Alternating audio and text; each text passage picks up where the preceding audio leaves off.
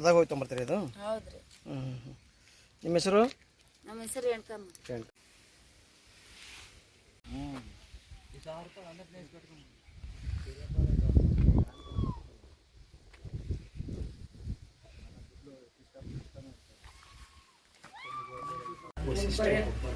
ಮಕ್ಕಳಿಗೆ ಕಿರಿಕಿರಿಗೋಸ್ಕರ ಉದ್ಯೋಗ ಸ್ವಲ್ಪ ಏನಾದರೂ ದೊಡ್ಡ ಕಿರಿಕಿರಿಗಳಿದ್ವು ಅಂದರೆ ಸ್ವಲ್ಪ ಇದ್ರ ಮುಖಾಂತರವಾಗಿ 21 ವನಸ್ಪತಿಗಳನ್ನು ಹಾಕಿ ನಾವು ರೆಡಿ ಮಾಡಿರ್ತೀವಿ ಸರ್. ಪ್ರತಿ ಮಾಸ ಅದರಲ್ಲೂ ವಿಶೇಷವಾಗಿ ಗುರುವಾರ ಮತ್ತು ಭಾನುವಾರ ಬಂತು ಅಂದರೆ ವಿಶೇಷವಾಗಿ ಗುರುಗಳು ಇದನ್ನು ವನಸ್ಪತಿ ಹಾಕಿ ರೆಡಿ ಮಾಡ್ತಾರೆ ಸರ್. ಇದನ್ನು ನಾವು ಭಕ್ತರಿಗೆ ಮಂತ್ರಿಸಿಕೊಡ್ತಂದ್ರೆ ಅವ್ರು ಏನು ಮನ ಸಂಕಲ್ಪ ಮಾಡಿಕೊಂಡು ಕೂಡ ಶೀಘ್ರದಲ್ಲೇ ಪರಿಹಾರ ಆಗುತ್ತೆ ಅಂತ ಶಾಸ್ತ್ರ.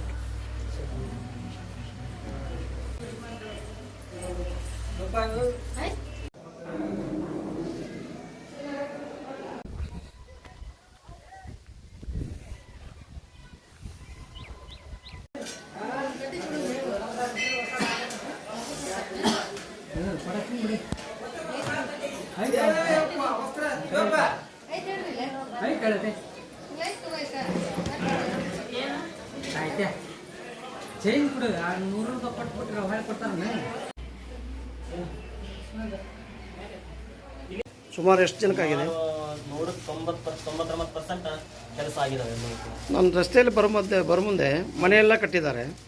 ಆ ಮನೆ ಕಟ್ಟಿದಾರಲ್ಲ, ಅದು ಮನೆ ಅಂದ್ರೆ ಮನೆ ಕಟ್ಟಕ್ ಆಗದಿರ ಮನೆ ಅರ್ಧಕ್ಕೆ ನಿಂತ್ಕೊಂಡಿದ್ರೆ ಅದು ಮನೆ ಪೂರ್ಣಗೊಳ್ಳಿಲ್ಲ ಅಂತಂದು ಹರಿಕೆ ಮುಖಾಂತರವಾಗಿ ಇಳಿಯುವಾಗ ಆ ಮನೆಯನ್ನ ಕಟ್ಟಿ ಇಳಿತಾರೆ. ಆದ್ರೆ ಆದಷ್ಟು ಬೇಗ ನಮಗೆ ಮನೆ ನಿರ್ಮಾಣವಾಗಲಿ ಅಂತಂದು ಆ ಬೇಡಿಕೆಯನ್ನು ಇಟ್ಕೊಂತಿದ್ದಾರೆ.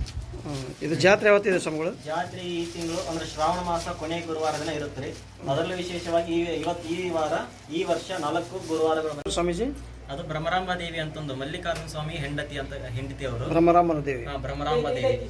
ಭ್ರಮರ ಅಂದ್ರೆ ಹಣೆಯ ಭಾಗಕ್ಕೆ ಭ್ರಮರ ಅಂತ ಕರೀತಾರೆ. ಹಣೆಯ ಭಾಗ ಅದಕ್ಕೆ ಆ ಹಣೆಯ ಭಾಗ ಅಂದ್ರೆ ಸತೀದೇವಿಯ ಹಣೆಯ ಭಾಗ ಬಿದ್ದಿರೋ ಕಾರಣಕ್ಕೋಸ್ಕರ ಶಕ್ತಿಪೀಠ ಶ್ರೀ ಶಕ್ತಿಪೀಠ ದೇವಿ ಭ್ರಮರಾದೇವಿ ಅಂತ ಕರೀತಾರೆ. ಭ್ರಮರಾಂಬ ದೇವಿ ಇವರ ಹೆಂಡತಿ.